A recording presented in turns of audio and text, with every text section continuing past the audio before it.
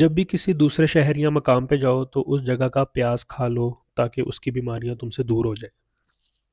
हमने हमेशा से सुना है कि ये हदीस है। जब भी हम ट्रैवल करके जाते हैं किसी दूसरे शहर किसी दूसरे मुल्क तो हम देसी लोग अ, हम लोग क्या करते हैं कि उस जगह का पहले प्याज खाते हैं, कच्चा प्याज, और फिर उसके बाद हम घंटे तो बाद कुछ नॉर्मल चीज़ें खाते हैं ताकि हमारा पेट अडेप्ट कर ले।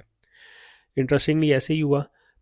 मेरे चाचू आए सऊदीया से, तो उनके सामने मेरे घर वालों ने भी प्याज रखा कि पहले प्याज खाओ ताकि तुम यहाँ की बीमारियों से बच जाओ, तुमने ट्रैवल किया है, दूसरा मुल्क है, वगैरह वगैरह।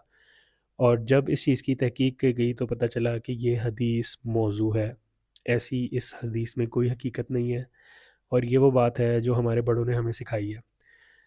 आजकल के दौर में, चैट जीपीटी के दौर में, इस्लाम 360 के दौर में, हर चीज़ आपके सामने मोबाइल पे फिंगर टिप्स पे अवेलेबल है। चीज़ों की तहकीक किया करें और चीज़ों को तब माने जब आप वो खुद पढ़े। बहुत सिंपल है। हदीस जो सही है वो मेंशन्ड है हदीस की किताबों में कि ये सही हदीस है।